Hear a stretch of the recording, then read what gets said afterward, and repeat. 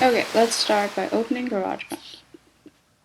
And wait, while we look at his eyes.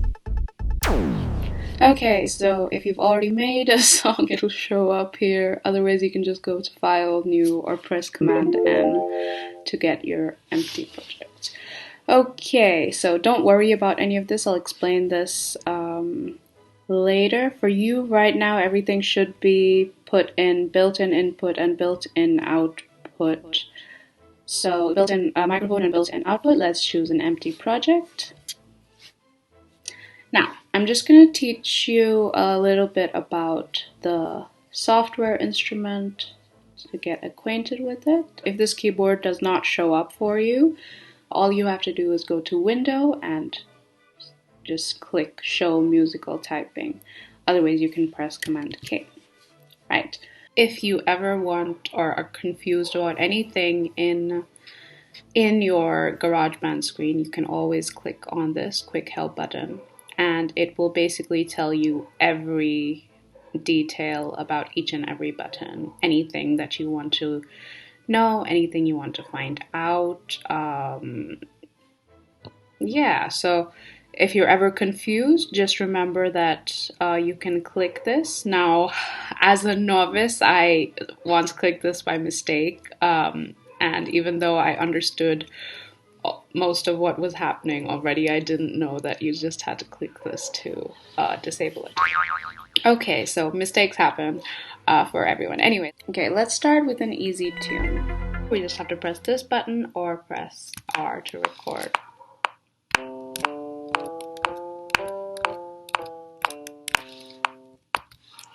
Okay, so you may have noticed that before I started recording,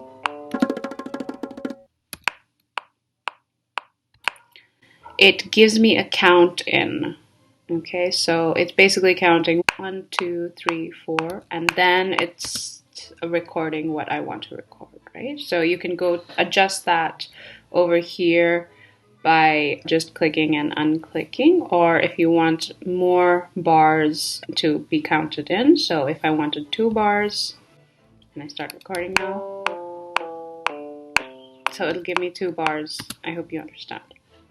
Okay, so we have now put in our notes. We can zoom in and out here as well. Now that we have all these notes, I wanted to have a tune like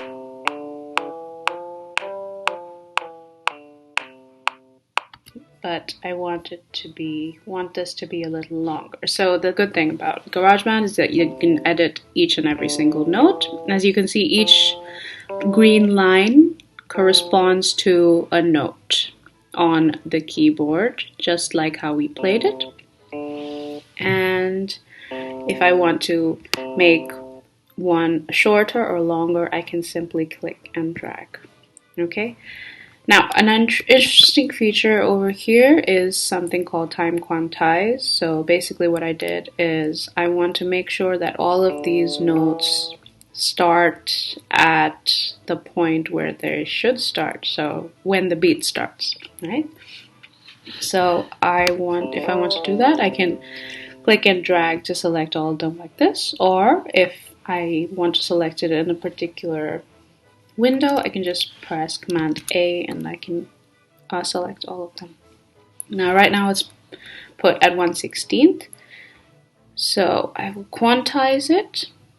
And if I quantize it, it comes very close to what exactly I wanted. So if I undo this, you can see that it made some changes. Now to undo, all you have to click is Command Z. And if you wanted to basically undo what you just did, then you can just press Shift, Command, and Z, and that will redo it. Okay? So right now I have quantized it to stick to basically every start of the line so that it's all in time.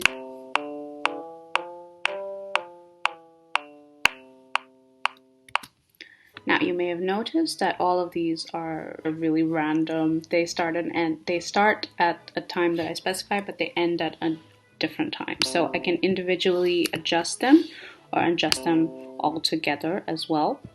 Now, in this case, I'd choose to adjust them individually because they're quite varied.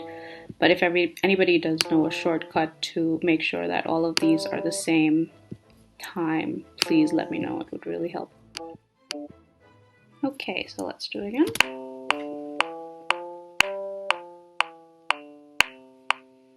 Okay, so that's the tune I have right now. Now easily, if I want, I can loop that by clicking this button over here, which is a loop. And it will, as the name suggests, loop the tune that I put in. So even after this particular, I hope that makes sense. Now, suppose I wanted to add another instrument. I can go here and click this as well. But if I wanted to add an identical instrument, I can just press Command D. And this, by default, classic electric piano is the one that shows up, right? So I just pressed Command D and it copied all. Even if I did make some changes into this instrument, it would be copied here. Okay, if I want to make this a little more interesting, so I'm going to record another one.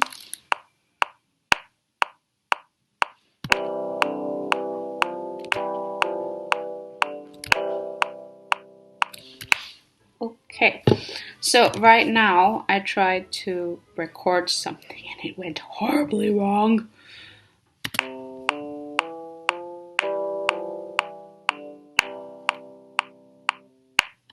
Okay, so I forgot to say that actually I wanted to extend this all the way to this fourth measure, right? So if I wanted to, I can just drag this all the way to whichever point that I want, and I simply can use this to show which part I want to be shown. So you may have seen before that I changed this to 2 bars. I'm going to change this to 1 bar because it makes it easier. And now you can see this one never really lifted off. We can change this. So I just put the C chord, but it still sounds,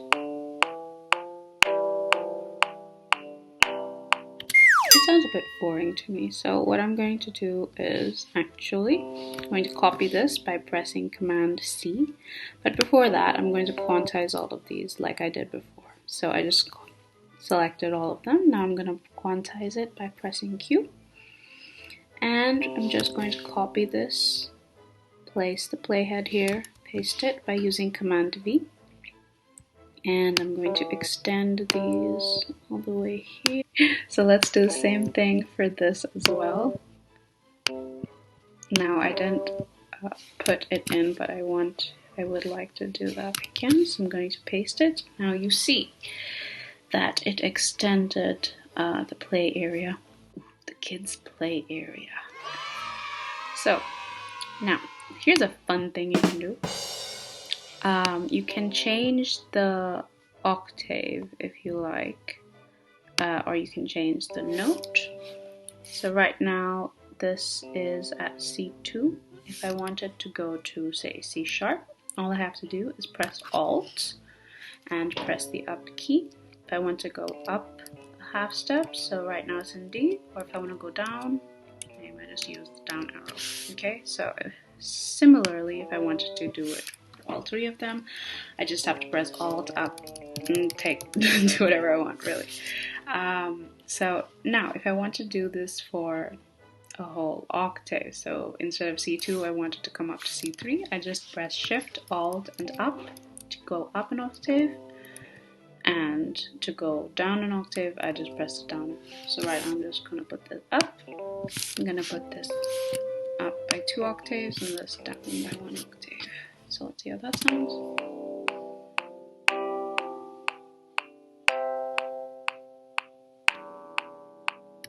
Very strange sound. Let's continue. So I would like to do some playing over here. So I'm just going to copy all of these, paste this over here, and go up by 2 notes, and I'm going to paste it. I am not sure So I'm going to paste it again, and instead of going up 2 notes, I'm going to go up 2 more notes. I made some boo-boos.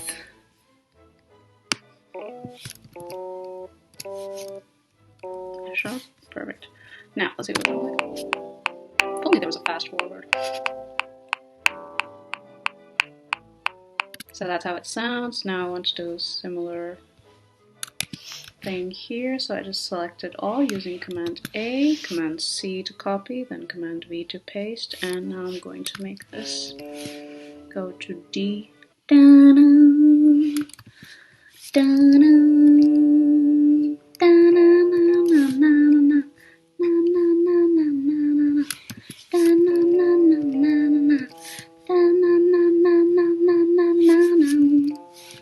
Okay, so right now I'm in F sharp.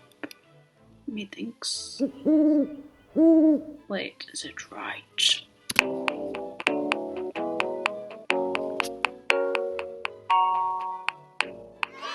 Okay, so right, if you're annoyed with the sound of the metronome, you can always click it on and off. Here, I've enabled it to give me some sort of beat. Otherwise, I can easily put a drum beat, which I will teach you later. Now, if I want to change this, I can easily go to the library. If you can't see it, you just have to click here. Looks like I put files into a file cabinet, basically. So you can change the instrument by going to the library, picking whatever you want. Suppose I wanted to make this a bass line. I'm going to get rid of the metronome for now. That sounds very harsh. Let's change this as well to... So you can experiment a lot with all of these.